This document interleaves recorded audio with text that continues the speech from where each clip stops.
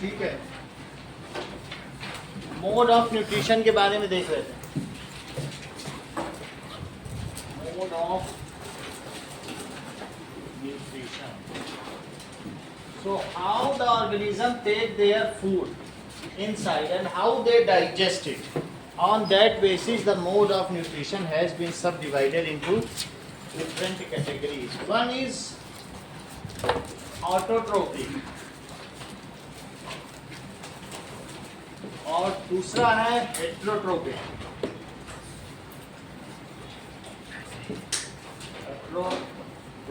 Autotrophic के दो part कौन से हैं अंकुर राज?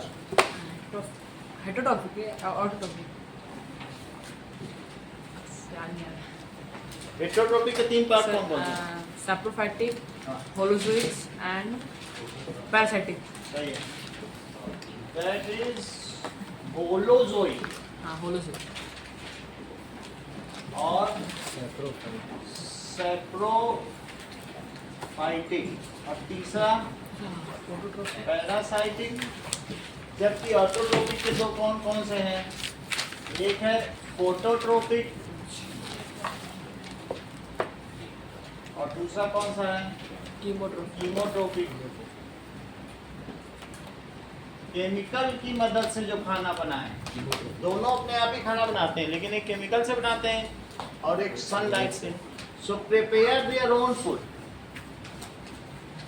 Prepare their own food in presence of sunlight. Prepare their own food.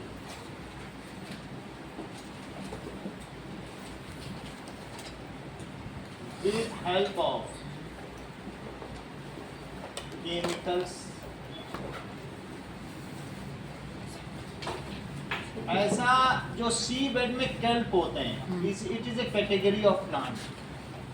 ये प्लांट है इन सी बेड, वहाँ सनलाइट नहीं पहुँचती है। सर कीमोट्रोफिक का एक एग्जांपल है क्या? और भी बहुत सारे हैं जो समुद्र में बहुत सारे होते हैं, उनको खाते हैं लोग। अच्छा, ये क्या है? All plants. इसमें कौन आएगा? All plants. Heterotrophic mode of nutrition can not prepare food on their own. खुद खाना नहीं बना सकते on their own. So depend directly or indirectly. कुछ लोग तो घास ही खा जाते हैं, जैसे हिरन हो गया, डियर हो गया। अब कुछ लोग उन हिरन को खा जाएंगे तो भी इनडायरेक्टली तो प्लांट से उनको न्यूट्रिशन मिल रहा है। तो डायरेक्टली और इनडायरेक्टली ऑन ऑटोट्रोप्स, ये किस पर डिपेंड करेंगे? ऑटोट्रोप्स पर, यानी प्लांट्स पर।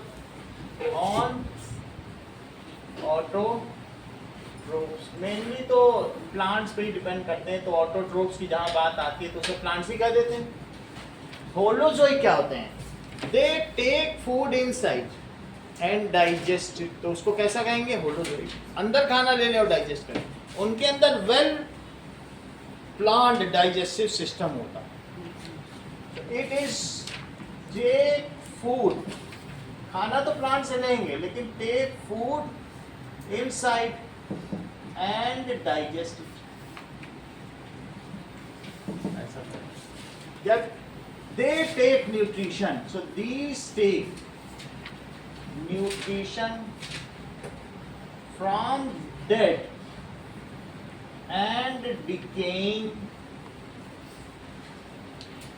आइटम्स, चाहे वुड हो तो decaying organic matter. Organic matter का मतलब क्या हुआ कि कभी कभी इसमें सैप्रोट्रोपिक में और भी लोग आ जाते हैं, जैसे जानवर भी मरते हैं तो बहुत सारे ऐसे भी होते हैं जो उनको डिकम्पोज कर देते हैं, तो बहुत सारे वल्चर्स भी इसमें आ जाएंगे। ठीक है, और इसके अलावा फंगस तो उगती है, सड़ी गली लकड़ियों पे क्या उगती है? Mushroom, fungi. तो मेनली उसको यहाँ रखेंगे। दैट इज फंगी वर्ल्ड पूरा है और मशरूम। अच्छा, इसमें कौन आएगा? होलोजोइक में। होलोजोइक में 3 कैटेगरी हैं। होलोजोइक में कौन कौन सी हैं? एक तो हर्बीवोर, ऑमनीवोर, कार्निवोर और कार्निवोर, हर्बीवोर है और कार्निवोर, और तीसरा क्या है, ओमनीवोर। कार्नल का मतलब होता है फ्लैश। कार्नल का क्या मतलब होता है? Flesh. कार्नल, तो इसको कहते हैं फ्लैश। और इसका जो फेस्टिवल होता है, जो फ्लैश फेस्टिवल, जो कम कपड़े पहन के, जैसे ब्राजील का कार्निवाल, तो उसमें फ्लैश जो दिखा रहे हैं तो उसको कहेंगे कार्निवाल। ऐसा होता है कि नहीं? ह्यूमन फेस्टिवल्स बहुत सारे मनाए जाते हैं। कार्नल का मतलब तुम समझ लो, इसका मूल एटिमोलॉजी समझिए। इसका मूल शब्द विन्यास क्या है? फ्लैश। तो जो फ्लैश को खाए उसको क्या कहेंगे? कार्निवोर। हर्ब्स को खाए हर्बीवोर। और ओमनी प्रेजेंट, भगवान सर्वव्यापी है। ओमनी का मतलब सब जगह, जो सब कुछ खा ले उसको ओमनी। ओमनस, ओमनस का क्या मतलब है? ऑल। तो ओमनी वर्ड से क्या हुआ बोलो? ओमनस, तो जो सर्वहारी। ठीक है, इस ये समझ में आ गया? तो इस तरीके से शाकाहारी, मांसाहारी, सर्वहारी। तो दीज ये क्या करेंगे? फीड ऑन, किस पर फीड होते हैं? फीड ऑन प्लांट्स, वेजिटेबल्स, कुछ भी हो, प्लांट्स पर, प्लांट्स, तो इन्हीं पर फीड होते हैं। और ये किन पर फीड होते हैं? Plants and plant products. ऐसा कैसे?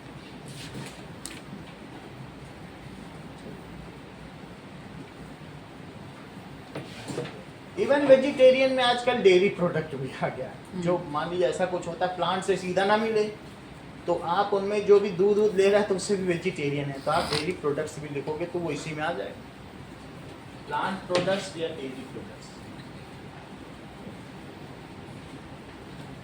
अब देखिए, कार्निवोर, दीज फीड ऑन, ये किस पर फीड करेंगे? दीज फीड ऑन हर्बीवोर, ये हर्बीवोर को खाएंगे। हर्बीवोर को खाने का मतलब है, जैसे लायन इज ए प्रीडेटर और उसका शिकार यानी प्रे कौन है? Prey is deer. Lion is carnivore and it is predator. जो शिकारी है उसको प्रीडेटर कहेंगे और जो शिकार है उसको क्या कहेंगे? प्रे। सही। तो इस तरीके से इसका एग्जांपल क्या हुआ?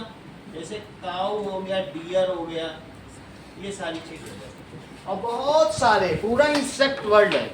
इंसेक्ट्स क्या, प्लांट्स पे ही तो बैठते हैं, खाते रहते हैं, तो इंसेक्ट्स हो गए। लेकिन काऊ डियर तो हम जान सकते हैं, ठीक है।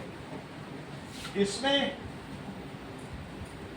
लायन हो सकता है, टाइगर हो सकता है, और इसमें these feed on plants and animal both, दोनों पर करते हैं। जैसे कैट हो गई, दूध मलाई भी खाएगी, कौवा है, कबूतर है, खरगोश है तो दबोच के खा जाएगी।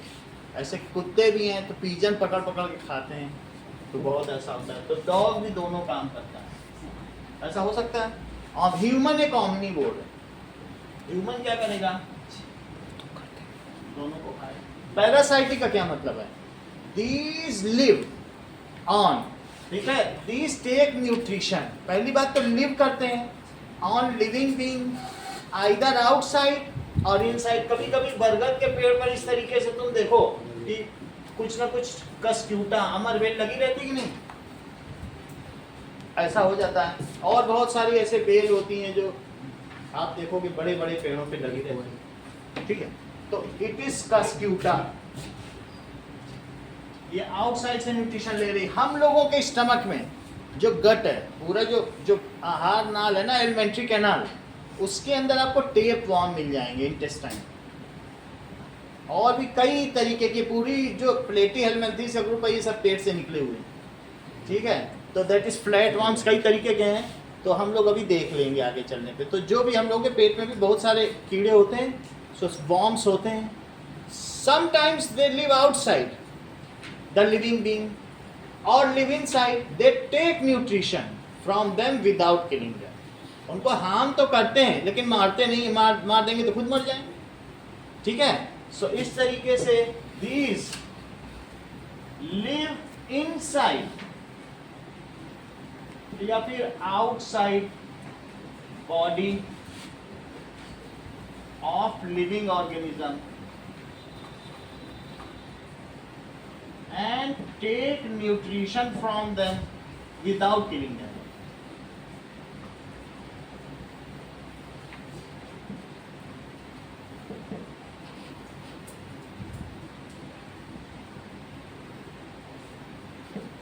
जैसे कि कस्क्यूटा या फिर अमरबेल, इसी का दूसरा नाम है अमरबेल, लिव ऑन ट्रीज, ये ट्री पर रहेगी, एंड सक प्लांट सैप, और उसका रस चूसेगी। टेप वॉर्म, तो जो टेप वॉर्म होगा वो व्हाइट कलर का होगा ऐसा, और हम लोगों के जनरली उसी के लिए तो आपको हर 3 महीने में स्कूल में बेंडाजोल की टेबलेट मिलती है, या घर में पापा ही ला के दे देते हैं, खाओ। तो फ्लू वैसे लीवर फ्लू है, लीवर में रहता है।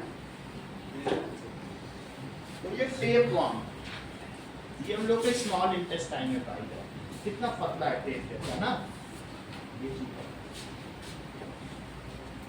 टेप वॉर्म, ठीक है। कभी कभी जो लोग सोते हैं उनकी आधी आंख खुली रहती है और मुंह से लार टपकती रहती है, जिससे तकिया गीली हो जाती है, तो समझ लेना उनके पेट में टेप वॉर्म है और उन्होंने पिछले 3 महीने से अल्बेंडाजोल नहीं खाया। तो पापा कहते हैं तुम्हारी तो लार टपक रही है, लो बेटा ये खीर खाओ और अल्बेंडाजोल खाओ। अच्छा, ये तो जनरल प्रैक्टिस है सभी की, खाना पड़ेगा।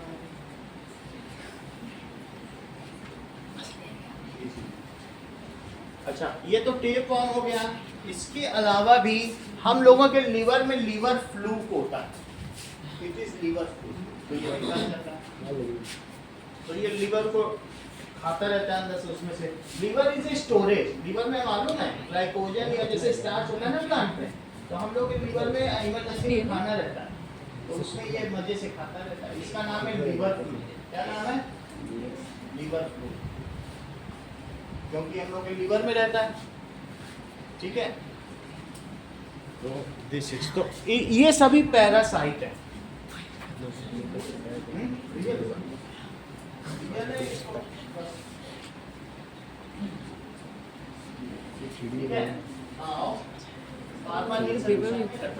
बाकी देखेंगे। चलिए, tapeworm and liver flukes are the parasites. Tapeworm कहाँ रहता है? Lives in our small intestine, lives in small. यही चीज गाय में भी कभी उसका पेट चीरा जाता है, गट चीरा जाता है, तो 30-30 किलो निकलती है। ऐसा ऐसा पतला पतला निकलेगा, जैसे मैगी, बहुत बारातियों के लिए मैगी रखी, इतना सारा निकलता है। और लीवर फ्लू वो किसी समय वीडियो दिखाएंगे। लिव्स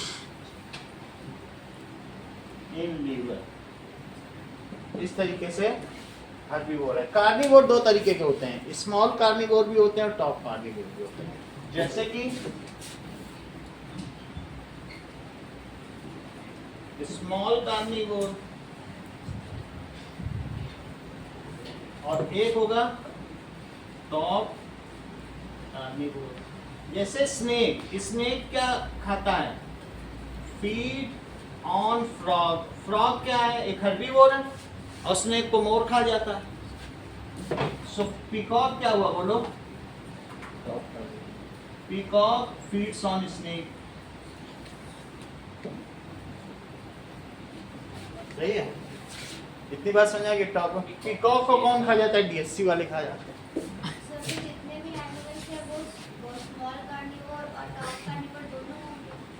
जैसे मान लीजिए अगर मैं कहूं प्लांट को किसने खाया? फ्रॉग ने।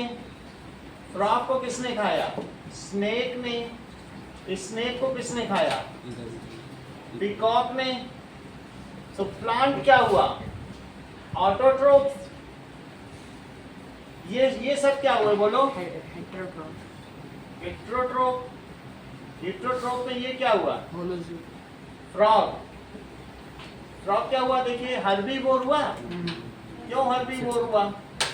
क्योंकि वो हब्स को खा रहा है, प्लांट्स की चीजों को खा रहा है। तो इंसेक्ट भी तो खाते हैं इंसेक्ट frog। खाता है तो और एक पिछली सीरीज जाओ, तो फ्रॉग इंसेक्ट को खाएगा, तो यहाँ लिखो इंसेक्ट, और इंसेक्ट किस पर खाएंगे? प्लांट। वास्तव में यही ओरिजिनल है, सही है। तो ये क्या हुआ बताओ, अब यहाँ तक लो, ये सब क्या हुए? अभी वो ये हिट्रोट्रोफ हो गया, और ये क्या हुआ? ऑटोट्रोफ। ये क्या हुआ? हेर्बिवोर। और इसमें फ्रॉग क्या हुआ? इंसेक्टिवोर भी इसको कह सकते हैं, इसका नाम दिया जाए इंसेक्टिवोरस, और नहीं तो इसको कह दो कि कार्निवोर। कार्निवोर, ये सब कार्निवोर के 3 डिफरेंट सीरीज है। ये दोनों स्मॉल हुए, ये टॉप हुआ, जो सबसे ऊपर वो टॉप है, ठीक है। तो ये स्मॉल कार्निवोर में आ जाएंगे, वो टॉप कार्निवोर, ऐसा है। और इसको फ्रॉग को भी न्यूटन ने खा लिया था, पिकॉक को भी खा लिया था, प्लांट को भी खाते थे, वो ऑमनीवोर हुए। तो न्यूटन, हम सब लोग ऑमनीवोर। चलो, उनकी मैम ने टिफिन दिया था, वो वहाँ फ्रॉग ही खा गए, ध्यान ही नहीं रहा। अब आगे देखते हैं। So we have now learn about different modes of nutrition. अब जरा देखिए कि अब इसको मैं हटा दे रहा हूँ।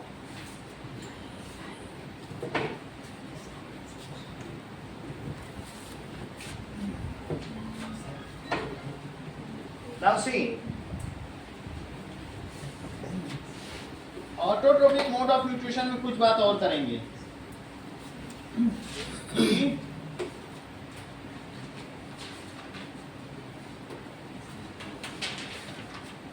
एक और काम, that is how amoeba takes its nutrition. Explain with diagram. Important question है।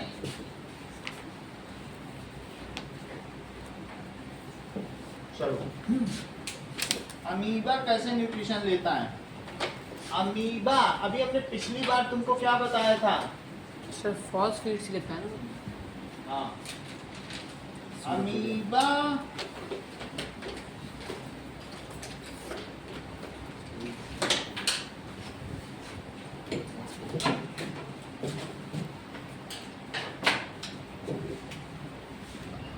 चलिए, अमीबा इज यूनिसेलुलर। कैसा है बोलो? यूनिसेलुलर। Unicellular eukaryotic. ये भी मैंने आपको बता दिया था कि जिसमें प्रॉपर वेल डिफाइंड न्यूक्लियस और 10-12 ऑर्गेनेली हो, सब कुछ हो, एंडोप्लाज्मिक रेटिकुलम और लाइसोसोम, सब कुछ हो, बताया था कि नहीं? तो उसे कहते हैं eukaryotic. After nucleus, well defined nucleus, और यूनि से एक ही सेल होता है। चलो, अब ये कैसे फीड करता है? Phosphate. So it has irregular body shape, इसका इर्रेगुलर बॉडी शेप आता है व्हेन इसके पास कुछ न कुछ आएंगे, छोटे छोटे कुछ लोग आएंगे, जैसे when some food comes near. जब मैं फूड कह रहा हूं तो पैरामीशियम जाना, पैरामीशियम देख लो, ये अमीबा है, और ये इससे छोटा होता है, ये इतना बड़ा होता है पैरामीशियम। इस ऐसा शेप किसका होता है बोलो? पैरामीशियम। और पैरामीशियम से छोटा होता है यूग्लिना, और उससे छोटा होता है क्लेमाइडोमोनास। ये क्या बोलो? ये सभी प्रोटोजोआ हैं। क्या बोलो? प्रोटोजोआ। हमने 5 कैटेगरी बताई थी। एक मोनेरस थे जो बैक्टीरिया थे, और प्रोटो हम लोग मेटाजुआ हैं, बड़े हैं, मल्टी सेलुलर जुआ एनिमल, और वो एक है तो प्रोटोजुआ। प्रोटो बहुत छोटे पहले के जमाने के, सभी प्रोटोजुआ हैं। यानी जब मैं ये कह रहा हूँ ये सेकंड किंगडम में आते हैं, सभी क्या हैं? जब मैं प्रोटोजुआ कहूँ सचिन, तो तुम यूनिसेलुलर यूकैरियोटिक समझना, यूनिसेलुलर यूकैरियोटिक। तो इन सभी के बारे में चर्चा की जाएगी आपके कई चैप्टर्स में। इसको मैंने क्या कहा बोलो? अमीबा, ये पैरामीशियम, ये यूग्लिना, और ये दैट इज इक्वल्स टू, ये गंदे पानी में रहने वाले हैं, और ये क्ले माइडो सही है। देखो ये इसको खाएगा, ये इसको खाएगा, ये इसको खा लेगा, आपस में सभी एक दूसरे को खाते हैं। तो अब हम देखते हैं कि अमीबा कैसे अपना न्यूट्रिशन लेता है। अमीबा जब इसके पास पैरामीशियम आएगा तो क्या करेगा बताओ? Then it extend its false feet. ये अपने झूठे पैर कैसे हैं इसके? False feet, pseudopodia. स्यूडो का मतलब झूठे पैर। Food comes near it, then it extends its false feet। अपनी बॉडी को एक फीट पैर बना देता है। ये जैसे मान लीजिए इसके पास कोई आया तो ऐसे उसके चारों तरफ फीट बना लेगा, और ये जो पैरामीशियम आया है ये इसी में फंस जाएगा, और इसका नाम क्या है? स्यूडोपोडिया। पोडिया का मतलब पैर और स्यूडो का मतलब फॉल्स। और पोडिया, ये पोडियम है जिस पर मैं खड़ा हूँ, ये पोडियम ही तो है, तो इस पे पैर रखा था। तो फॉल्स फीट, और ये फूड है। सो ये न्यूक्लियस है। When then it extends its false feet and traps it, और उसको ट्रैप कर लेता है। It forms, ये जो अपने अंदर अब क्या बना लेगा? एक फूड वैक्यूल, इसे क्या कह देते हैं? Food vacuole. हमने आपको प्रोसेस क्या क्या बताए थे बोलो न्यूट्रिशन के? पहला प्रोसेस इंजेशन था, और दूसरे इसके बाद क्या है? डाइजेशन, और फिर एब्जॉर्प्शन, और फिर एसिमिलेशन, फिर अच्छा ये सभी चीजें यहाँ होंगी, ये हमें लिखनी होंगी। और डिजेशन, तो ये जो पहला प्रोसेस है अंकुर राज, ये क्या है? सर इंजेशन मतलब taking of food. Taking of food inside, it is called ingestion. That is taking, ये तो इसने कर लिया है इनसाइड। ऐसा हम लोग हाथ से जब खाना मुंह में डालते हैं वही इंजेशन है। तो ये चीज क्या हो गई? टेकिंग ऑफ फूड इंजेशन, इसने कर लिया। ठीक है, वैसे इसको दूसरे भाषा में कहा जाए, ये इंजेशन है, then traps it inside and forms, और क्या बना लेता है बोलो? forms food vacuole। if it takes water inside it is called pinocytosis, if it takes food inside it is called phagocytosis, overall it is called endocytosis। this is the process of ingestion। Cell के अंदर कोई चीज ली जाए तो endocytosis. और human ये body पिछले में, साल इनके एमसीक्यू क्वेश्चन आया। अच्छा अगर ह्यूमन बॉडी में लिया जाए तो उसको इंजेक्शन कहते हैं। आदित्य के, हाँ बोलो। लाइक अगर ह्यूमन बॉडी में अगर हम ले रहे हैं तो वो इंजेक्शन कहलाएगा, और सेल में एंडोसाइटोसिस। सेल के अंदर तो उसमें साइटोसिस की भी सुविधा दी गई। सेल के अंदर ना, अमीबा के केस में कहा जाए तो साइटोसिस लिखना ज्यादा ठीक है, उस वजह से इसका प्रोसेस इंजेक्शन भी है। So if it takes water inside तो क्या कहा जाएगा? It is called pinocytosis. if it takes food inside it is called phagocytosis।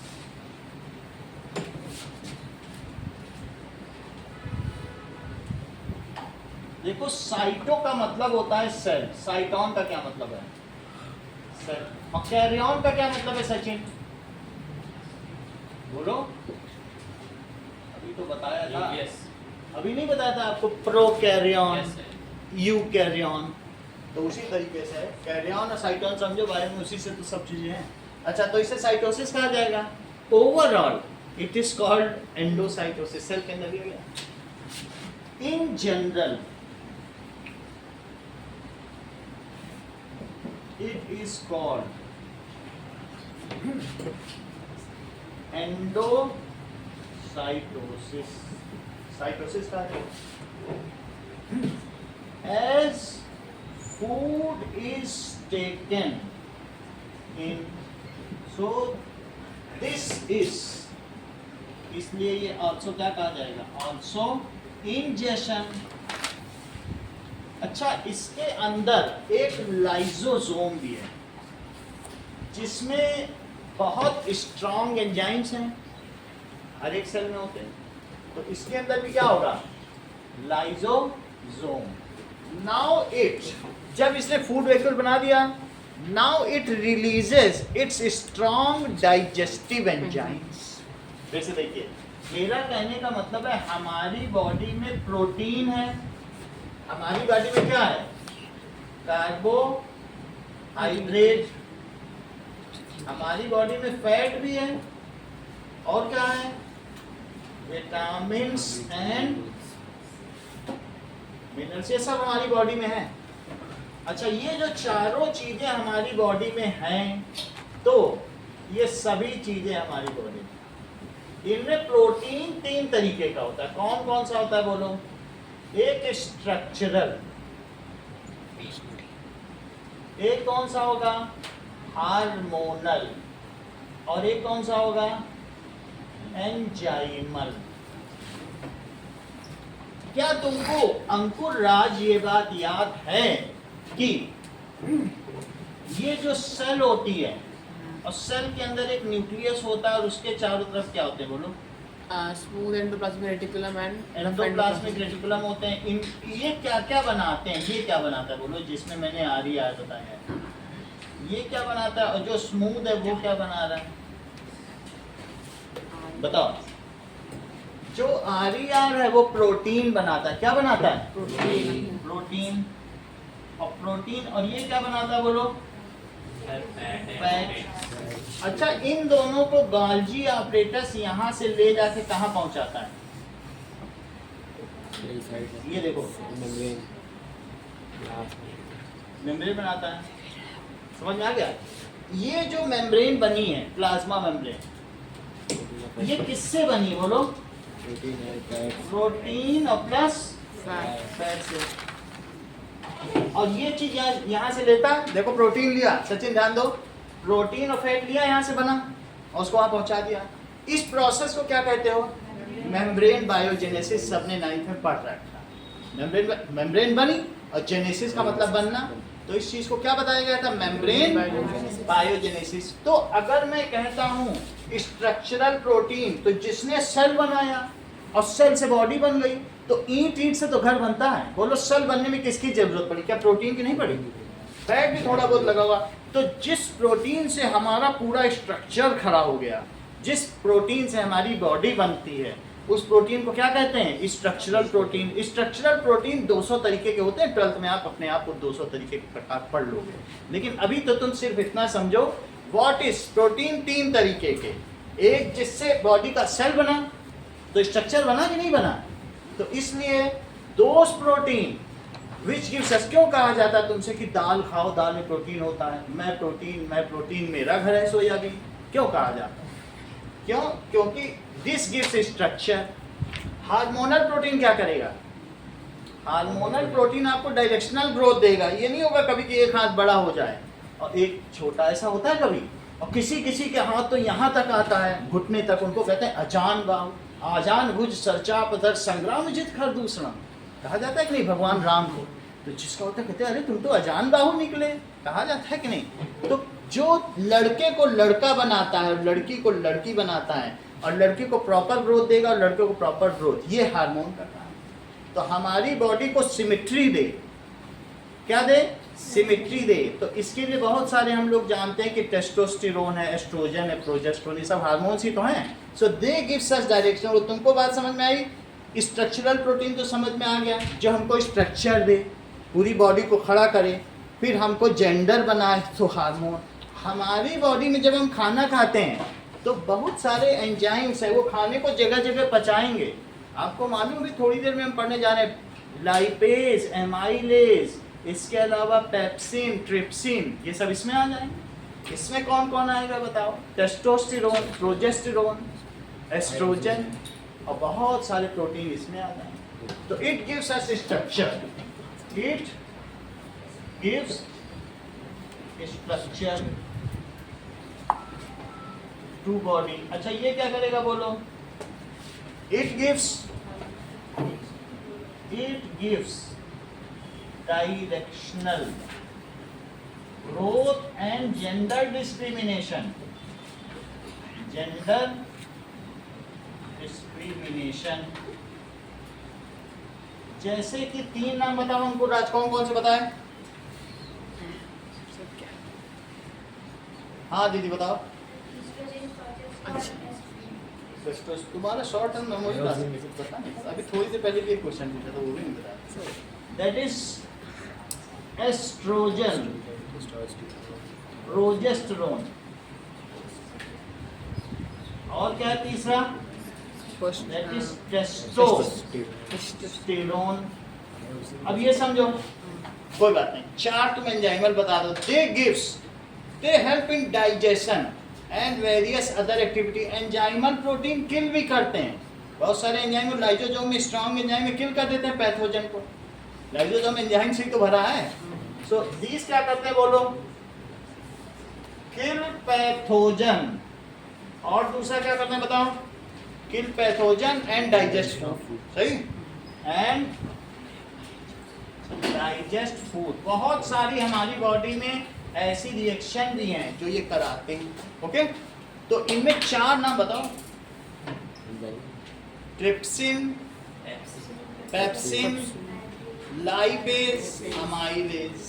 सही, क्या क्या लिखे हैं?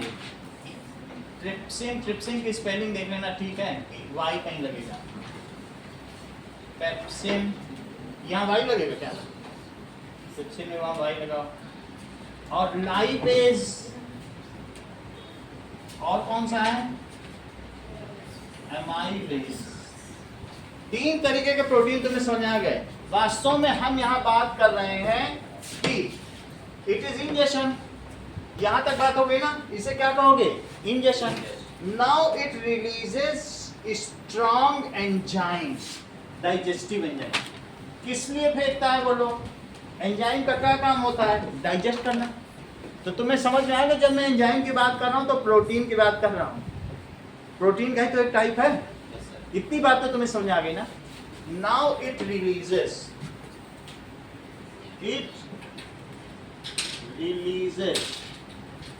Strong digestive enzymes over it. अब उस पर उसने डाइजेस्टिव एंजाइम छिड़क दिया है। अब आगे का देखो, तो अब देखो कि न्यूट्रिशन इसमें कैसे हो रहा है।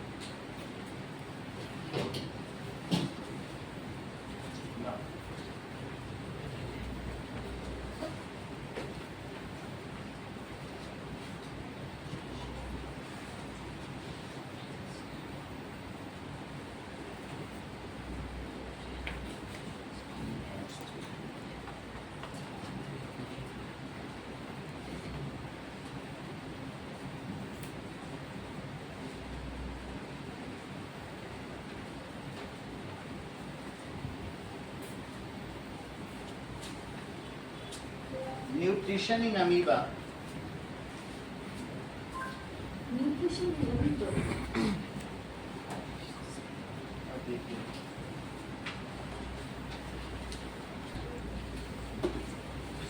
आगे की बात देखो।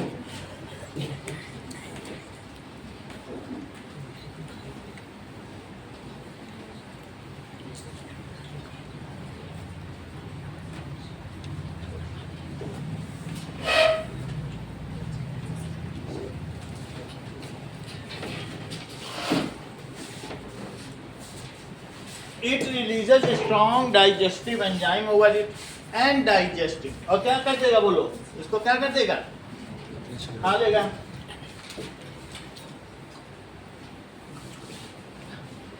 Over it and digestive। जब इसको ये तोड़ देगा, ये प्रोटीन है, इसके अंदर प्रोटीन होगा, दूसरी चीज है, उसको तोड़ तोड़ के अमीनो एसिड बना देगा, छोटे छोटे टुकड़े। फिर से समझो, ये जो अगर मैं तुमसे कहूं कि ये प्रोटीन है, प्रोटीन 3 तरीके के होते भी बता दिए तुमको। अच्छा, उसकी सिंगल यूनिट को क्या कहते हैं बोलो? Amino acid. समझ में आया? पहला एक यूनिट को क्या कहेंगे? Amino acid. Amino acid. तो एमिनो एसिड से मिलकर क्या बनता है? प्रोटीन बनता है। वैसे इसमें ये CH3 होगा, यहाँ पर H होगा और यहाँ COOH और यहाँ NH2। ध्यान दो, क्या ये अमोनिया का फार्मूला है? NH3, एक H की जगह C लग गया और ये एसिड है, तुमको मालूम है ना एसिटिक एसिड, इसीलिए इसका नाम पड़ गया एमिनो एसिड। और यही लाइन से लग जाए, बोलो एक और NH2 लगा दो तो क्या होगा? ये तो जरा सोचो क्या होगा?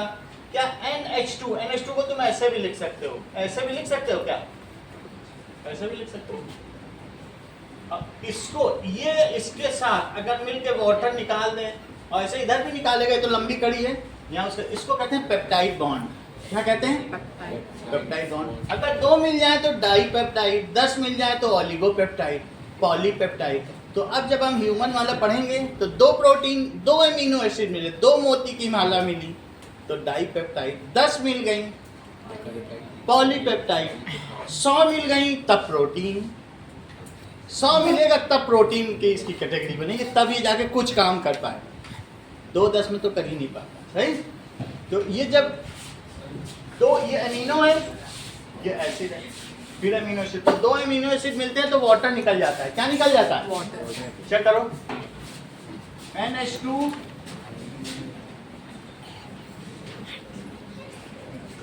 और ये क्या हो गया? और COOH। और भी बढ़ते चले जाएंगे, इसी तरीके से बढ़ते चले जाएंगे। जहां NH2 है वहां COOH जुड़ेगा। इस बॉन्ड को क्या कहेंगे बोलो? Peptide bond. और ये जो 2 यूनिट मिल गए इनको क्या कहेंगे? डाइपेप्टाइड।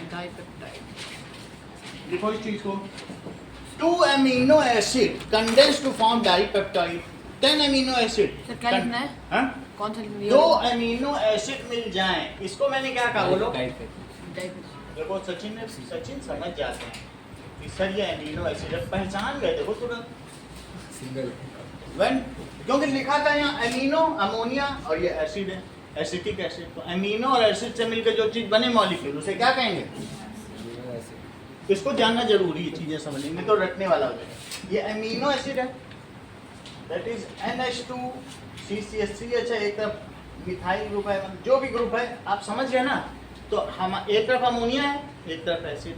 तो ऐसे अगर ग्रुप 2 मिल जाए, यही अमीनो एसिड, ये सबसे बेसिक चीज है।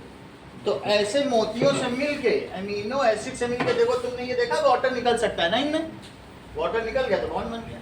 ऐसे इधर भी है NH2, एक और COOH आ जाए, यहाँ ना निकल जाए, और COOH के पास NH2 चला जाए, वहां भी निकल जाए। तो 2 अमीनो एसिड मिले तो उसे क्या कहोगी? बोला करो,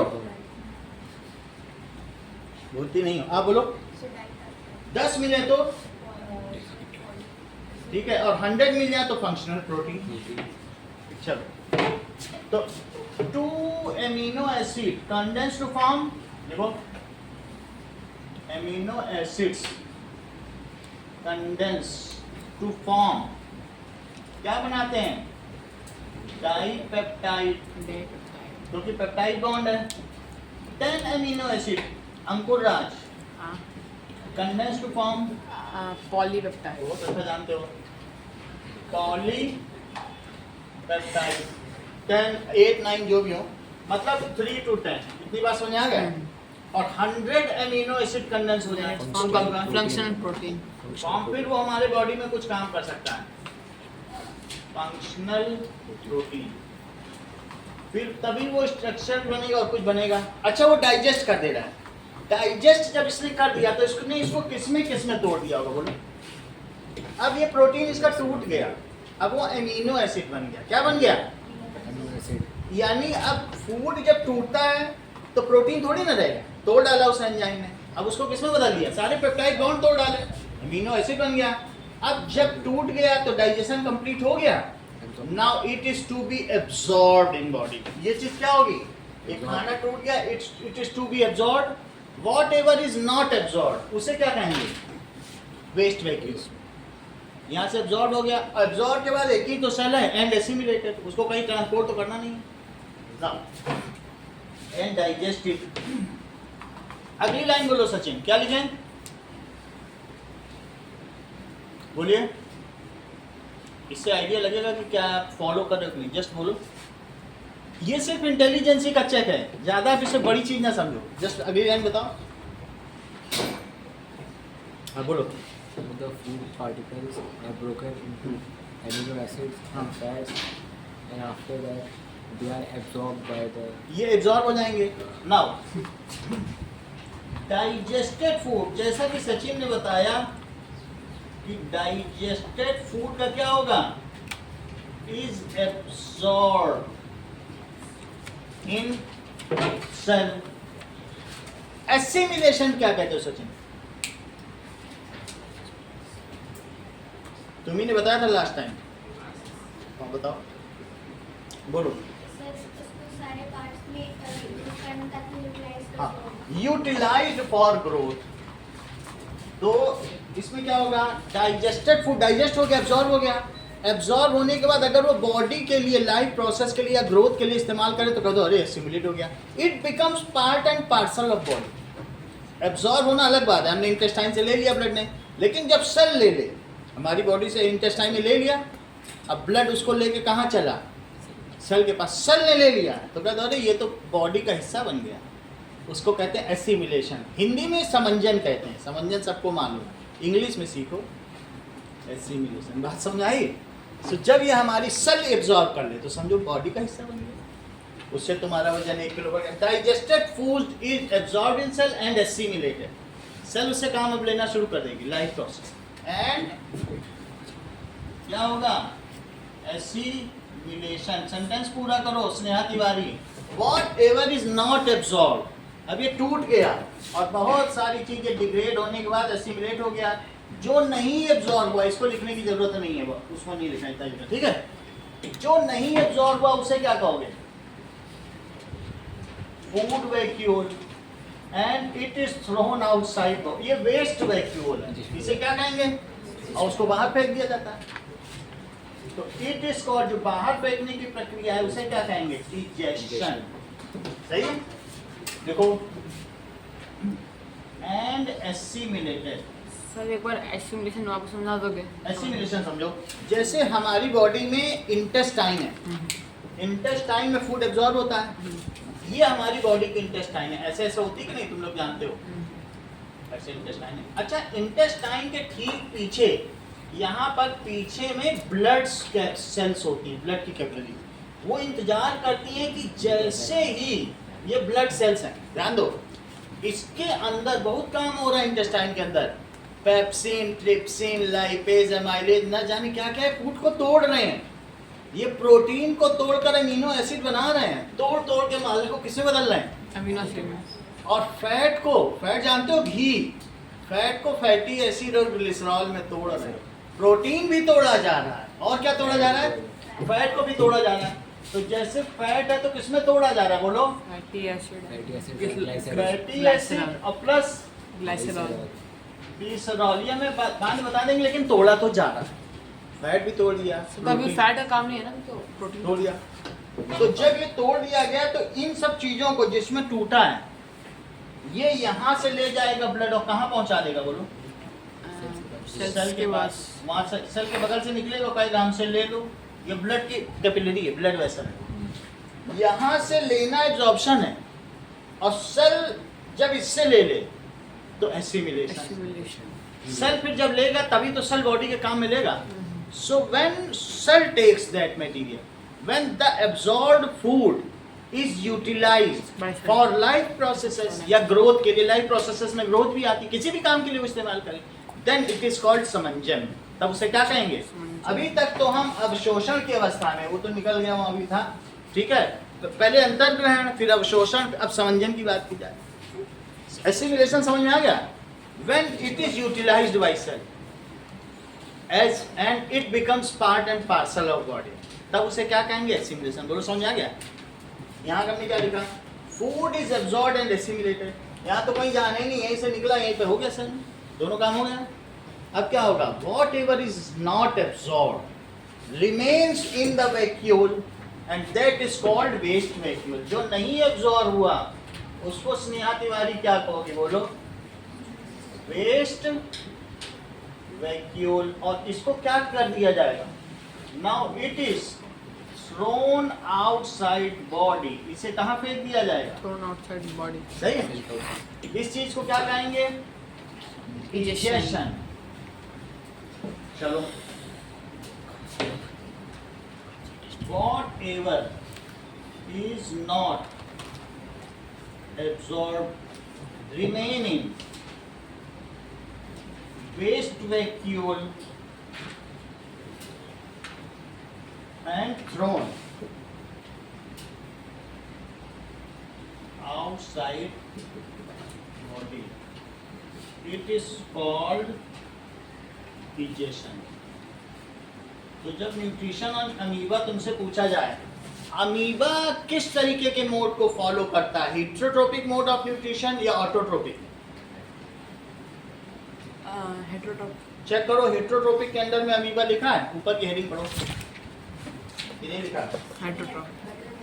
तो ये जो अमीबा का न्यूट्रिशन है, दैट इज कहीं लिखा होगा, इसमें लिखा है ना, हेट्रोट्रोपिक। अब ये लाइन लिख देना, amoeba follow heterotrophic mode of nutrition.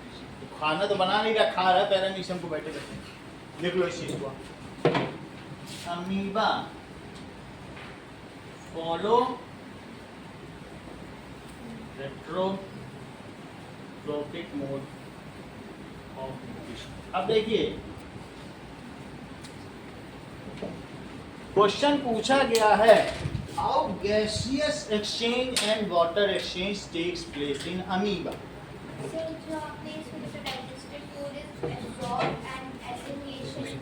Since your assimilated, और वो क्या हो जाएगा, वो एब्जॉर्ब हो गया, एसिमिलेट हो गया, उस तरफ लिखा हुआ है क्या? एसिमिलेटेड। ऐसे बैठे नहीं ऐसे। बस इतनी बात हो गई। What ever is not absorb, जो नहीं एब्जॉर्ब हुआ, वो किस में रहता है, वेस्ट वैक्यूल में, और देखो बाहर पे, सही है। अब आगे की बात देखो, ये तुम सिर्फ मुझे बता दो स्नेहा तिवारी कि प्रोटीन टूटता है तो किस में टूटता है, ज्यादा चीजें नहीं पूछना, हल्की हल्की चीज पूछना, कोई बात नहीं। इंद्रजीत, प्रोटीन किस में टूटता है, ये ज्यादा टेक्निकल है, बहुत बड़ी बात है। चलो जस्ट पूछने के लिए आप बताओ, प्रोटीन किससे, अमीनो एसिड, अमीनो एसिड से मिलके बना, अमीनो एसिड का माला टूटी तो मोती बनी, माला टूटने से मोती ही बनेगी, सही है कि नहीं। वो अमीनो एसिड से मिलके बना प्रोटीन, टूटेगा तो अमीनो एसिड, सही। ये बात हमें याद होनी चाहिए। चलो आगे की बात देखें। क्वेश्चन पूछा जा रहा है कि how gaseous exchange and water exchange takes place in amoeba.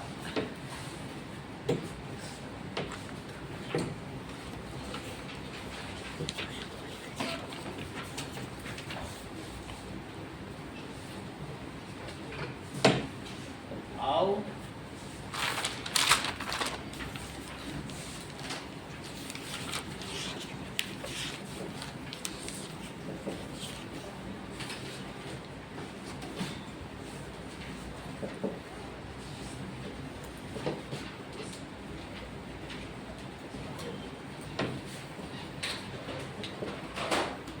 देखें, gaseous exchange takes place in amoeba by the process of, आयु सेंटेंस कंप्लीट करो, ठीक है, डिफ्यूजन। ध्यान दीजिए, अमीबा में दो चीजें हैं, बाहर CO2 बहुत ज्यादा है, अंदर में CO2 बहुत ज्यादा है, बाहर क्या है, अंदर क्योंकि रेस्पिरेशन हो रहा है, और बाहर क्या है, O2।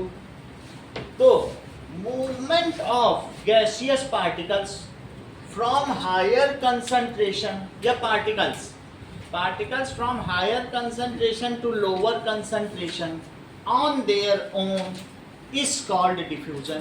तो चूंकि आउटसाइड O2 ज्यादा है तो वो मूव्स इन हो जाएगा, और इनसाइड CO2 है तो वो क्या हो जाएगा, मूव्स आउट हो जाएगा।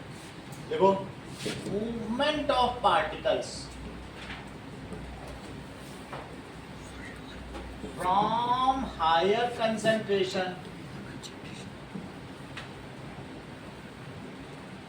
To lower concentration. जैसे कहीं अगरबत्ती जलाओ तो उसकी इंसेंसिटिव की स्मेल वहां तक पहुंच जाती है। To lower concentration on their own is called diffusion. तो हमने लिख दिया कि गैसीय एक्सचेंज कैसे प्लेस होता है डिफ्यूजन से। इनसाइड अमीबा क्या होता है, अमीबा, जब भी अमीबा की बात आए तो यूनिसेलुलर और यूकैरियोटिक लिख देना, इसमें एक नंबर तो तुमको ऐसे ही मिल जाएंगे। प्रोटोजोआ, ये प्रोटोजोआ है, सही। तो अब क्या होगा बोलो, इनसाइड अमीबा क्या चीज होगी बोलो, concentration of CO2 is higher, so it diffuses out। respiration तो सभी करते हैं, तो concentration of CO2 is higher, it diffuses out।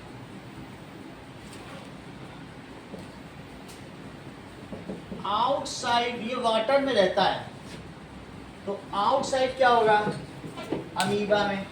वैसे हमने आप सब लोगों को अमीबा दिखा दिया था, 9th में भी दिखा दिया था, ये अभी भी दिखा रहता है, वो दिखा नहीं, सब दिखा, है ना। इसका दिखा, ये गंदे पानी में रहता है ये सब अमीबा, सब दिखा सकते हो। समझ में आया कि नहीं। ये देखो, ये इससे 1000 बच्चों का जो प्रैक्टिकल कराया जाता है, इतना अमीबा। अब दिखाओगे क्या, हाँ? अब दिखाओगे क्या प्रैक्टिकली दिखाओगे आगे। प्रैक्टिकली दिखा देंगे, सेल डालना पड़ेगा उसमें, माइक्रोस्कोप तो है हमारे पास। अब इतना देखो, यहाँ तक तुम्हें बात समझ में आ गई। आउटसाइड, आउटसाइड सेल क्या होता है, आउटसाइड अमीबा O2 जाता है, outside amoeba O2 is more, so it diffuses in, ये अंदर चला आएगा। जहां तक रही पानी की बात, तो वाटर का मूवमेंट कैसे होता है इन द जीव अमीबा में, बताओ। अभी आयुष ने बताया थोड़ी देर पहले, सही। सो अब आगे देखो, water movement takes place in amoeba by the process of osmosis. यहाँ भी जा सकता है, यहाँ भी जा सकता है। Movement of particle through semi permeable membrane, half permeable. Half permeable का क्या मतलब है, which allows certain particles to pass through it and does not allow other particles to pass। जो कुछ को जाने दे और कुछ को ना जाने, और जो सबको जाने दे उसको क्या कहते हैं, फुल परमिएबल मेम्ब्रेन है, परमिएबल। और जो आधे को सेमी कहते हैं कि नहीं, सेमी सॉलिड, तो सेमी फ्लूइड, तो सेमी का मतलब हाफ, आधे को जाने दे। तो अगर पार्टिकल जाने के लिए एक मेम्ब्रेन है, उसमें सिर्फ वाटर जा सके, आयंस जा सके और दूसरी चीजें ना जा सके, तो इसे सेमी परमिएबल मेम्ब्रेन होता है। और the movement of particle through semi permeable membrane from higher concentration to lower concentration is called osmosis.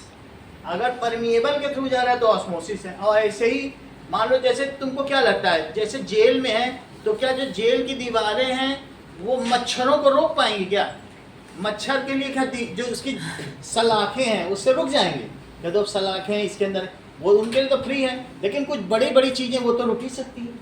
तो जिसको वो रोक सकता है वो वाटर है। तो वाटर रोकेगा नहीं, लेकिन परमिट करेगा हायर कंसंट्रेशन से लोअर, वो उसी के साइज को करेगा। चलो अब देखो, water movement takes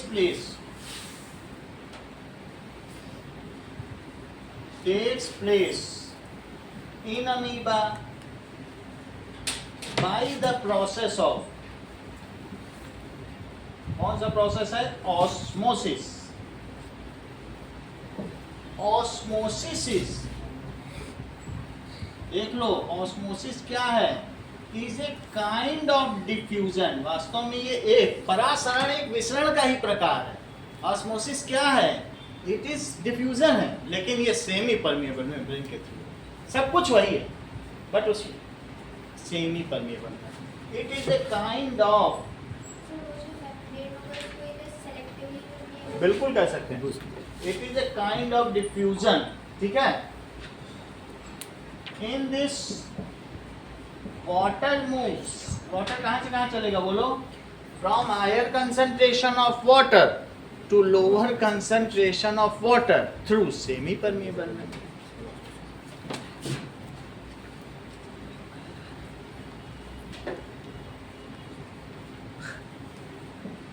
of water to lower concentration of water through semi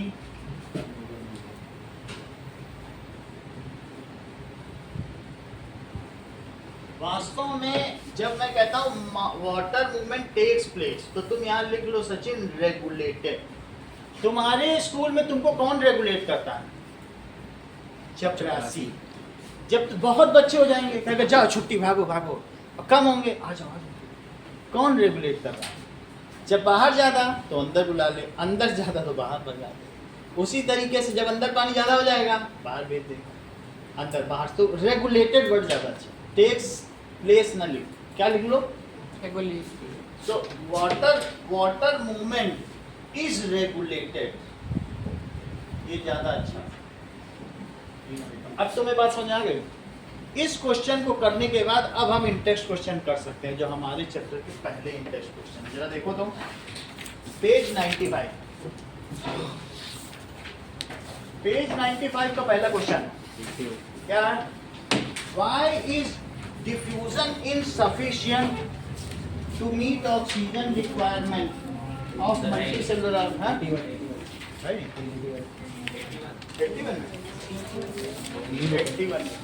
हमारी बुक थोड़ी ओल्ड है, 81 है ना। चलो अच्छा ये बताओ कि हम लोग मल्टी सेलुलर ऑर्गेनिज्म है सचिन, तो हम लोगों में भी क्या ऑक्सीजन डिफ्यूजन के थ्रू जा सकती है सभी सेल में। मान लो जैसे मैंने आपकी नाक बंद कर दी, अब बोले स्किन तो है, लो सांस, बाहर है हवा, लो सांस, तो क्या होगा बोलो, नाक बंद कर दी हमने, कहा नहीं आप ब्रीदिंग इन ब्रीदिंग आउट नहीं कर सकते हो, यहाँ ये सब बॉडी तो है कांटेक्ट में जा रही है ऑक्सीजन। अगर हाथ से ऑक्सीजन जाए तो अंदर तक पहुंचने में 2 साल लगेंगे। So is it sufficient time, और it is a very long duration. तुम्हारे सर पे खाना रख दिया जाए तो तुम्हारे पैर तक खाना पहुंचने में 2 साल लगेंगे। पैर वालों से कहेंगे अभी सर पे है, वहां से फूड आएगा, फिर अगला सेल लेगा, फिर अगला सेल लेगा, फिर अगला सेल लेगा, फिर अगला सेल लेगा, एक सेल से दूसरे सेल जाते जाते एक से दूसरे में जाएगा। कितना लंबा समय है, और मिलियंस ऑफ सेल हैं, बोलो पहुंचेगा कभी पैर तक, तब तक तो हम मर ही जाएंगे। Diffusion is a very slow process. It cannot fulfill the requirement of oxygen in multicellular organism. There should be efficient network which can transport, जो ऑक्सीजन को ट्रांसपोर्ट कर सके। For that, a respiratory system is developed in body. Lungs के चारों तरफ alveolis घेरे हुए हैं, जैसे तुम सांस लेती हो ना तो ब्लड उनको ले लेता है, और हीमोग्लोबिन जो कि रेस्पिरेटरी पिगमेंट है ले जाके सेल को पहुंचा देता है। इतना एफिशिएंट नेटवर्क चाहिए।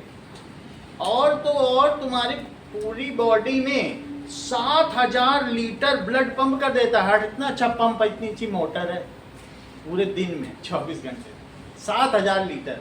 200 लीटर के बड़े से टैंक में गुरुद्वारे में शरबत बढ़ता है, तो ऐसे 40 टंकियाँ, इतना ब्लड थोड़ा थोड़ा कर रहा है, लेकिन जो कर रहा है उसको टोटल करो कि कितना फेंक रहा है, 7000। 1000 लीटर की पानी की टंकी है तुम्हारी घर के ऊपर, वो 7000 लीटर कर दे रहा है दिन, इतना एफिशिएंट। तो बात तुम्हें समझ में आई? मेरा कहने का मतलब है, क्वेश्चन क्या पूछा जा रहा है, is diffusion sufficient to fulfil the oxygen requirement in multicellular organism. तो लिखो इसका आंसर, लिखो diffusion is very slow process.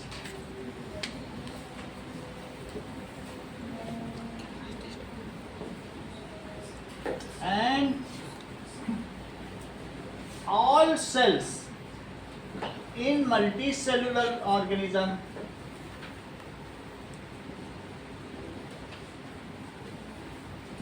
are not in direct contact, वो किसके डायरेक्ट कांटेक्ट में नहीं है,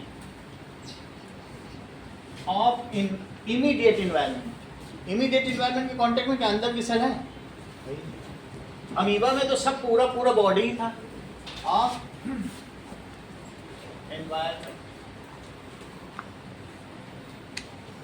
सो और इसके अलावा भी आयुष जो आउटर सेल्स है ना, स्ट्रिएटेड एपिथेलियल टिश्यू, वो डेड है। डेड सेल क्या काम करेंगी बोलो? ये सब डेड है। निकल भी जाती, कुछ होता है क्या? नहीं होता। तो ऐसे में उनसे कुछ काम लिया भी जा सकता है, उनसे क्या उम्मीद करोगे?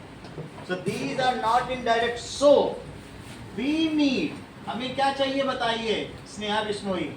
We need some efficient respiratory system, ठीक है, to exchange atmospheric oxygen to each cell of body.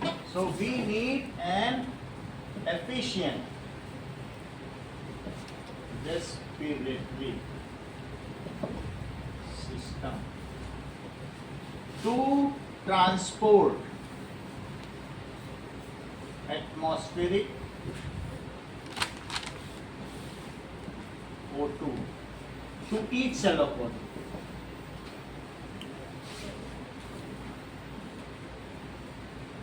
Diffusion can not do for us, हमारे लिए वो किसी काम का नहीं ना। तो इसलिए आंसर क्या हो गया? Diffusion is so, diffusion is insufficient for us.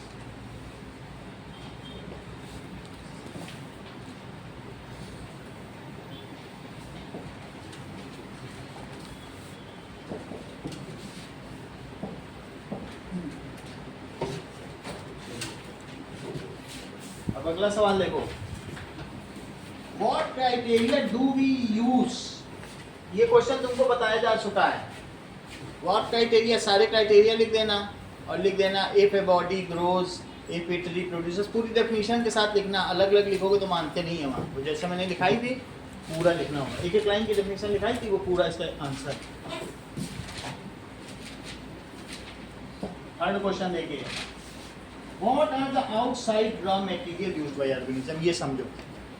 So outside raw material में क्या होता है? प्लांट्स यूज, प्लांट ऑटोट्रोप्स का अलग लिखना पड़ेगा, हिटोट्रोप्स का अलग, ऐसे सबका एक साथ नहीं लिख सकते। सो प्लांट टेक्स, ये दोनों चीजें लेता है। दिन में क्या होता है, फिर से समझो इस चीज को, थोड़ी सी चीज हम तुमको बताएं तो फिर आगे पता चले। ये प्लांट है, प्लांट सिर्फ ऐसे धीरे धीरे खड़े खड़े आ जाओ, प्लांट धीरे धीरे सांस लेता है, ऐसे ऐसे ऐसे सांस, उसको कहीं जाना ना तो है नहीं। हम लोग दौड़ते भागते हैं तो सांस तेज लेते हैं। प्लांट में रेस्पिरेशन, सांस तो ब्रीदिंग इन है, ब्रीदिंग इन ब्रीदिंग आउट भूल जाओ। यहाँ पर मैं रेस्पिरेशन की बात कर रहा हूँ तो सेल में ग्लूकोज टूटना, तोड़ता बहुत थोड़ी सी है। तो प्लांट्स में रेस्पिरेशन रेट बहुत स्लो है, खाना बहुत, उसको काम ही क्या करना है, उसकी लाइफ की रिक्वायरमेंट बहुत थोड़ी सी है। लेकिन तुम अपने घर के गमलों में देखो, एक ही दिन में पत्तियां इतनी बढ़ जाती हैं, बेल वर्गीय पत्तियां जो होती हैं, बेलें बहुत निकल जाती हैं। फोटोसिंथेसिस 10 गुना फास्ट है। वो जितना खाना बनाता है थोड़ा सा खाता है, अब बाकी ऐसे उस पर रहता, हम लोग खा जाते हैं, होता है कि नहीं? Photosynthesis is faster. अच्छा बताओ, जब ये रेस्पिरेशन करेगा तो कौन सी गैस छोड़ेगा? हम लोग भी सांस लेते हैं, कौन सी छोड़ती होगा? CO2। अच्छा, और लेगा कौन सी? O2 लेगा, यही तो करेगा। प्लांट में एक और भी काम कर रहा है, दिन की बात कर रहा हूँ, सन निकला हुआ है, वहां पे दूसरा काम क्या चल रहा है? फोटो वो सब करेगा। प्लांट में भी दो काम चल रहा है, एक है रेस्पिरेशन और दूसरा क्या चल रहा है? रेस्पिरेशन के बिना कोई जिंदा नहीं रह सकता, 24 घंटे सब में रेस्पिरेशन होना चाहिए। सेल को तो लाइफ प्रोसेस चलाने। अच्छा, तो ये फोटोसिंथेसिस बोलेगा, अरे बाहर क्यों फेंक रहे हो CO2, हमें दे दो, हमें तो खाना बनाना है। तो ये इसका CO2 ये ले लेगा, और इसके अलावा और जो और भी चाहिए वो बाहर से भी ले लेगा। समझ में आई बात कि नहीं? अच्छा, ये CO2 लेगा और छोड़ेगा क्या बोलो? O2 छोड़ेगा तो कहेगा तुमको चाहिए क्या रेस्पिरेशन के लिए, अपने दोस्तों से पूछेगा हम फेंक रहे हैं बाहर, कहेगा ठीक है 10 लीटर फेंक रहे हो, 1 लीटर यहीं दे दो, तो 9 लीटर फेंक देगा। फेंकते समय पूछ लेगा ये हम कचरा बाहर फेंकने जा रहे हैं, किसी को चाहिए, तो घर वाले कहेंगे हाँ ये निकाल लो, फिर O2 फेंक देगा। अच्छा उसी तरीके से जो घर का कचरा है, कहेगा नहीं इसको तो रिसाइकल करना, लाओ लाओ हमको दे दो। तो जो बाहर फेंका जा रहा है ये फेंक रहा है CO2, तो अल्टीमेटली नेट एक्सचेंज ये बहुत फास्टर प्रोसेस है, फोटोसिंथेसिस ज़्यादा फास्ट, 10 गुना फास्ट है ना बेटा। तो इससे जो फेंका जाएगा वो इसका बाई प्रोडक्ट है, वो इसके रिएक्टेंट में यूज हो जाएगा। तो दिन में क्या होगा बोलो, दिन में दोनों काम है, तो जो फोटोसिंथेसिस के प्रोडक्ट हैं वही निकाले जाएंगे, तो जो फोटोसिंथेसिस कहेगी वही होगा।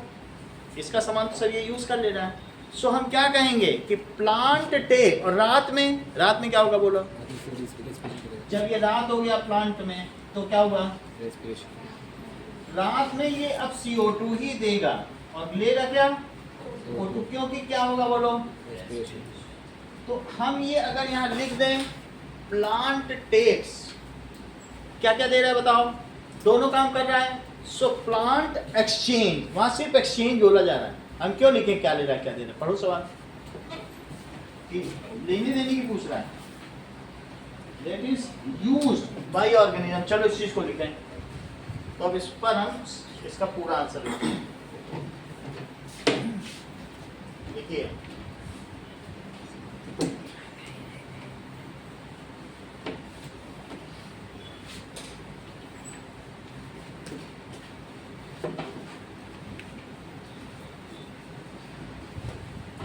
चलो देखो, plant takes CO2 and water as raw material, सही है, CO2 एंड वाटर। लेकिन फिर भी मन में ये रखो कि रात को O2 भी लेता है, इसीलिए कहते हैं रात को पेड़ के पास नहीं सोना, ये रखना चाहिए। रात को CO2 निकालता है, पेड़ के नीचे नहीं सोना चाहिए, सही। रात को CO2 निकालना है कि नहीं, तो कहते हैं हम पेड़ के नीचे सोए थे, पीपल के नीचे, वहाँ भूत आ गया। भूत नहीं आया था, तुम उलझन में आ गए थे, CO2 इतनी निकली कि तुम घबरा गए और वो तुम भूत समझ गए थे। तो कहते हैं हम पीपल के नीचे सो रहे थे, वहाँ भूत आया। भूत कैसे आएगा, CO2 आई थी। ऐसा नहीं होता, जब हम उलझन में होते हैं तो बुरे सपने आते हैं, इसी। तो plant takes CO2 and water as raw material in presence of sunlight and chlorophyll.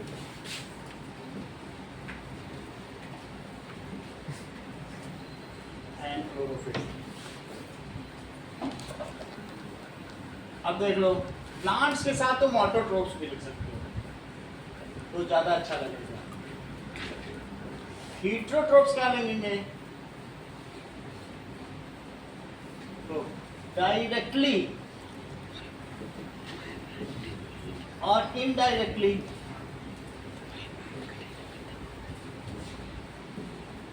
Depend on plant products for their nutritional needs.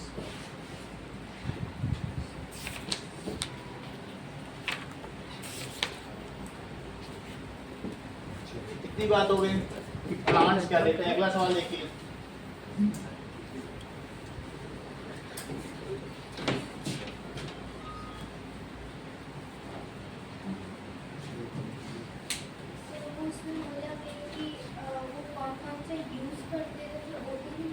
वो मैं बताना, वही देखना और इसमें लिखा जाएगा।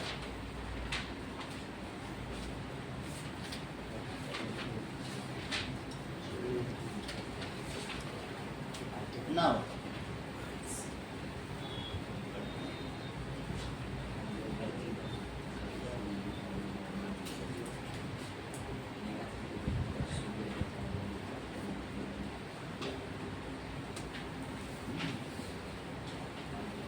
तो डिपेंड्स ऑन प्लांट प्रोडक्ट्स हो गया। देखो, most of the organism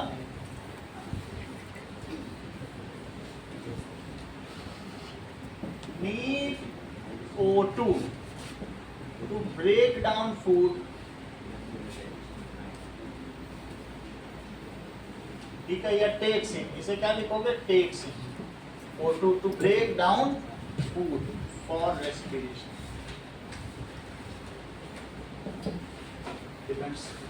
also जो भी ऑर्गेनिज्म है हीटरोट्रोप्स प्लांट से ये लेंगे, ऑल्सो दे टेक, और क्या लेते हैं also, also this take H2O and O2, ये भी तो लेते हैं बाहर से। और क्या लेते हैं, प्लांट तो H2O नहीं देगा, तो ये H2O भी लेंगे और O2 किससे लेंगे, एटमॉस्फेयर से ले लेंगे। तो ये काम करते हैं। प्लांट का लिखा दिया, most of the organism O2 लेते ही हैं, तो उसमें सब आ जाएगा डे और नाइट का, ठीक है।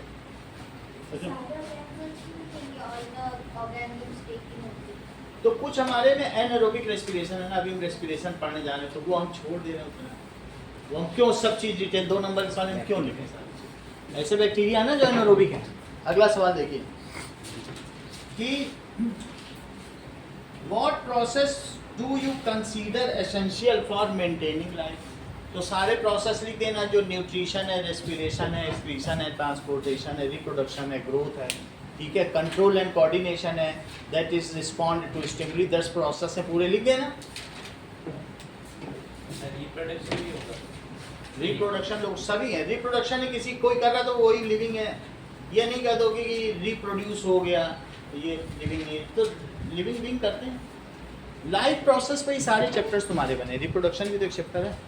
और reproduction it is inherent part of life process, इसको अलग नहीं किया जा सकता। हैं? इनहेरेंट मतलब ये उसका अंतर्भूत गुण है। अब बोलो। तो उसके बिना भी तो हम मेंटेन कर सकते हैं लाइफ, ये होता है। बिना कर सकते हैं लेकिन सस्टेन नहीं कर सकते हैं। मान लो रिप्रोड्यूस ही ना करें लिविंग, तो वो फिर थोड़ी दिन बाद वो क्या हो जाएंगे कि एक्सटिंक्ट हो जाएंगे। तो लाइफ प्रोसेसेस करना और उसे सस्टेन भी करना, तो हम कैसे पहचानते हैं, how would you consider something that it is alive. कुछ ऐसे होते हैं जो बैरन होते हैं, जिनका मतलब ऐसे होते हैं कि जिनके बच्चे पैदा नहीं होते हैं। तो कुछ ऐसा भी कह सकते हैं कि इनफर्टाइल हुए। तो ऐसी स्थिति में भी हम कह देते हैं, कई क्राइटेरिया हैं कि कोई कॉमा में चला गया, कंट्रोल एंड कोऑर्डिनेशन नहीं, लेकिन हम तब भी दूसरे प्रोसेसेस देखते हैं। 1-2 प्रोसेस कम ज़्यादा हो सकता है किसी में ना ले, लेकिन फिर बाकी से हम क्राइटेरिया कर सकते हैं अभी ये जीवित है। तो ऐसा नहीं है कि जो रिप्रोड्यूस नहीं कर रहा है तो जीवित नहीं है।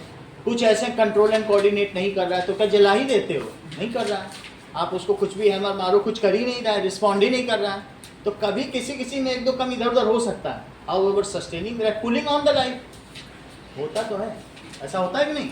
ग्रोथ भी रुक जाती है, जब हमारी जेरेंटल एज आएगी तो क्या ग्रोथ होती है, बूढ़े हो जाते हैं तो नहीं होती है। ऐसा होता है कि हाउएवर ओवरऑल कई क्राइटेरिया से देख के डिसाइड किया जाता है कि कोई लाइव है या नहीं। ग्रोथ नहीं होती, जब प्लांट का सीड का जर्मिनेशन होता है उल्टा घट जाता है उसका वजन, तब भी कहते हो कि नहीं। तो और दूसरे प्रोसेस देखते हो भाई, वो रिस्पॉन्डिंग टू स्टिमुली है। तो ये एक ऐसी घटना है कि सीड घटता है जब जर्मिनेट करता है, ठीक है। आगे बढ़ो।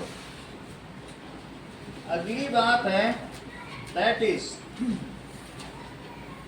देखिए अब हम लोग देखेंगे कि एक क्वेश्चन पूछा गया, प्रूव दैट क्या क्या चीजें चाहिए, CO2, H2O, sunlight and chlorophylls are needed for plants to prepare food. Question पूछा गया, prove that CO2, water, chlorophyll and sunlight is needed to make food। Answer देखिए, पेज नंबर निकालो कौन सा है तुम्हारा, पेज नंबर 96 है तुम्हारी बुक में, कौन सा है, यही वाला, दैट इज इक्वल्स टू 82। देखो जो प्लांट में क्या होता है, अगर प्लांट में देखें तो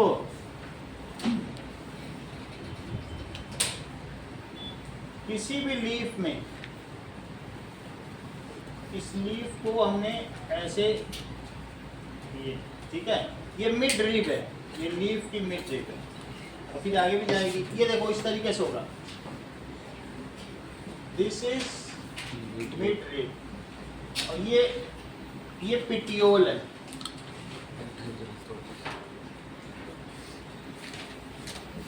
इतनी बात हो गई।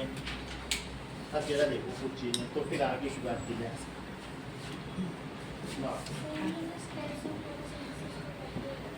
स्टेप्स नहीं कर रहा है, आगे के जो 4 practical. Now travel inside plant cell, अलग अलग सिंथेसिस भी करते हैं, सिर्फ ये नहीं कि ब्रेक डाउन करते हैं, तो वो काम सारा हो रहा है। अब हम आते हैं अपने डायग्राम पे। ये तुमने देख लिया, इसको क्या लिखा है बोलो, मिड रिब है, और मिड रिब में भी क्या है, ये वेन्स है। वेन्स किससे मिलके बनी है, जाइलम और फ्लोएम, पानी पहुंचाएंगी, खाना किस सब जगह पहुंचाएंगी, ये मिड रिब है, मिड रिब। अच्छा अब जरा देखो इसका ये वाला पोर्शन, जरा इसको बड़ा तो करो, इससे हम यहाँ पहुंचे। अब ये इसका क्रॉस सेक्शन ऑफ लीफ है, इसको बड़ा करने पे तुम्हें क्या लगता है, ये बताओ। ये सबसे बाहर क्या था बोलो, वैक्सीक्यूटिकल। तुमने कभी देखा है पत्ती में ऊपर चमक होती है नीचे चमक नहीं होती, ऐसा तुमने देखा है क्या? क्यों ऐसा होता है? इस टाइप के लिए पता है, ऐसा होता है ना, सभी पत्तियों में ऊपर शाइनी होती है, नीचे देखोगे तो शाइन नहीं होती, ऐसा क्यों होता है? जो एपिडर्मिस है उसके ऊपर एक क्या होती है, वैक्सीक्यूटिकल, क्योंकि कोई कीड़ा आएगा इस वैक्स को खा के मर जाएगा, पानी लगातार बरसेगा तो ये वाटर रिपेलेंट है, फिसल जाएगा, और अगर पानी उसी में रहे तो पत्तियां ही गल जाए। 10-10 दिन तक पान के पत्ते डाले जाते हैं, कहीं गलते हैं? तो ये वैक्सीक्यूटिकल क्या करता है, वाटर रिपेलेंट होता है, वाटर फोबिक, हाइड्रोफोबिक। और इंसेक्ट अगर खा नहीं सकते, जनरली तो ऊपर ही बैठेंगे, नीचे तो कोई नहीं जाता है, इंसेक्ट खाएंगे तो मर जाएंगे। तो इसलिए प्लांट अपनी सुरक्षा के लिए, ये इसकी एपिडर्मिस है, क्या है बोलो, एपिडर्मिस। बाहरी डर्मिस को त्वचा कहते हैं, एपिडर्मिस। और देखो और क्या लिखा है, अपर एपिडर्मिस। तो एक अपर एपिडर्मिस, और पत्ती का निचला हिस्सा कहोगे तो वो क्या कहलाएगा बोलो, लोअर एपिडर्मिस। देख लो अपर एपिडर्मिस, और इससे क्या कहोगे, है कि नहीं, बीच में सारी चीजें हैं। तो इसमें ये लोअर एपिडर्मिस है। ये बताओ आशीष, आप ही बता सकते हो, आयुष, ये नीचे स्टोमेटा बनाया है, ऊपर क्यों नहीं बनाया? ये देखो, बोलो, ये सही है। ये सब क्या है बोलो, दीज आर अपर एपिडर्मिस, वैक्सीक्यूटिकल बना दिया। ये सब भी तुमने थोड़े दिन पहले हमने आपको बताया था, ये लीफ का स्ट्रक्चर है। तो लीफ का स्ट्रक्चर ये एपिडर्मिस है, ये मोजाइक स्ट्रक्चर है। कैसा स्ट्रक्चर होगा, मोजाइक, जैसे घरों में टाइल्स नहीं होती, ऊपर टुकड़े टाइल तोड़ तोड़ के लगा दिए जाते हैं, ये ऐसा स्ट्रक्चर है। अच्छा ऊपर का जब स्ट्रक्चर देखोगे, ये 1 लेयर थिक है, अपर एपिडर्मिस दिखा है, इसमें पानी जा ही नहीं सकता। तुम पत्तियों में पानी डालोगे अंदर नहीं जाएगा, ये इम्परमिएबल टू वाटर। ऊपर की बात कर रहा हूँ, ये मोजाइक स्ट्रक्चर, ये वाला स्ट्रक्चर क्या है ऊपर वाला, मोजाइक स्ट्रक्चर। आयुष ने क्या बताया, सर अगर ऊपर स्टोमेटा होगा तो धूल पड़ेगी तो सांस लेगा, और नीचे होगा धूल ही नहीं पड़ेगी, कुछ नहीं पड़ेगा। तो नीचे सांस ले सकता है, सर्वाइवल बेनिफिट है भाई इसका। तो नीचे स्टोमेटा बना दिया। ट्रांसपीरेशन ऊपर होगा तो सब पानी उड़ जाएगा, वाटर लॉस को भी बचाना है, नीचे होने से उसका वाटर। ये देखो ऐसे, ये सब क्या है बोलिए, स्टोमेटा। और सब ये यूनिसेलुलर है, ये जितनी सेल्स हैं, लेकिन इन्होंने आपस में पैक होकर ऐसा स्ट्रक्चर बना लिया, यही तो प्रोटेक्टिव टिश्यू है। ये पढ़ रखा है कि नहीं 9th में? तो ये स्टोमेटा हो गया। ये स्टोमेटा की जो गार्ड सेल है वो बिल्कुल ग्रीन क्लोरोफिल से भरी है, इससे भरी है। तो आप ये समझ लीजिए कि इनमें जो गार्ड सेल है, देखो ये तुम्हारे में गार्ड सेल है, क्या ये ग्रीन दिखाई गई है, पूरी ग्रीन है। अच्छा इसके बीच में क्या है बताइए, अपर एपिडर्मिस भी पैक है पूरा, ये जैसे मोजाइक है। ये समझो ये जो है ये यही है, आप आशीष ध्यान नहीं दे रहे हैं। अपर एपिडर्मिस के नीचे क्या दिखाया गया था बोलो, यहाँ पे हमने क्या दिखा था, उसमें कौन सी लेयर है बोलो। आप उतना ही पढ़ते हो जितना पास होने के लिए जरूरी है, आप उससे ज्यादा जाते ही नहीं, ये आपकी खूबी है। दैट इज मीजोफिल, अभी बताया था। जो लूजली पैक्ड सेल्स हैं उनको क्या कहते हैं? Mesophyll. मीजोफिल। तभी तो एयर का एक्सचेंज हो जाएगा, ऊपर टाइटली पैक्ड है और बीच में कैसी है? Usually packed. बुक में देखो तो दैट इज Meso- ये मीजोफिल है। और मीजोफिल में क्या भरा हुआ है बताइए? Chloroplast. लार्ज वैक्यूल है और चारों तरफ क्या भरा हुआ है? That is chlorophyll. समझ में आई बात कि नहीं? इसमें देखो ये क्लोरोफिल है, ये सब क्लोरोफिल है, ये सेल है मीजोफिल। क्लोरोफिल किसमें भरा हुआ है? क्लोरोप्लास्ट में। क्लोरोप्लास्ट बना तो ये सब क्लोरोप्लास्ट से बना हुआ है। समझ में आ गई बात? तो अभी अगर आपसे कोई कहे लीफ का स्ट्रक्चर तो कैसे बनाओगे? इसके चारों तरफ हवा के आने जाने के लिए देखो बुक में कैसे रास्ता बना दिया। यहाँ की अब आएगी कोई भी कहे तो यहाँ पूरा रास्ता यहाँ दे दिया और इस तरीके से आप देख रहे हैं, इसको कहेंगे कि cross section of leaf. Upper epidermis, lower epidermis, ये क्या है आशीष? बोलो। स्टोमेटा तो ओपनिंग हो गई, तुम ध्यान बहुत देर से नहीं दे रहे थे इसीलिए आप ही से पूछे। बोलो, इधर उधर देख रहे थे आप। बोलो, हाँ बोलो। गार्ड सेल सभी बता रहे हैं, तुम ही नहीं बता रहे। कैसे करते हो गार्ड सेल? या फिर 9th में नहीं पढ़ा होगा इसलिए नहीं याद है। गार्ड सेल, इतनी बात समझ आ गई? और इसके बीच ये क्या है? अभी आपको बताया स्टोमेटा, तो आप उसको बोलिए जो चीज बताई जा रही है। दैट इज, ये चिंगम तो नहीं खा रहे हो क्योंकि चिंगम के सिंगम हो तो। आगे देखो, इतनी बात तुम्हें समझ में आ गई? दैट इज, अगर आपसे कहा जाए तो मीजोफिल बना देना। ये देखो, ये सब लिखो मीजोफिल। इसको स्टोमेटा, स्टोमेटल ओपनिंग। और क्या है? गार्ड सेल है। तो अगर हम देखें नाउ,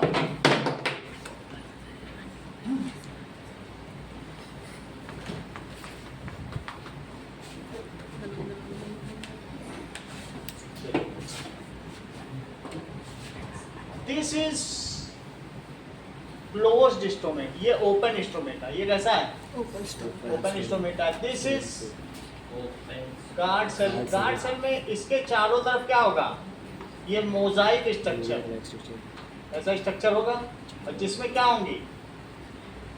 ये सब पूरा मोजाइक, कहीं से कोई एक्सचेंज नहीं हो सकता। सिर्फ कहाँ से हो सकता है? Guard cells. अच्छा, इसमें बहुत सारे क्लोरोप्लास्ट हैं। गार्ड सेल क्या करेगा? जैसे दिस इज स्टोमेटा।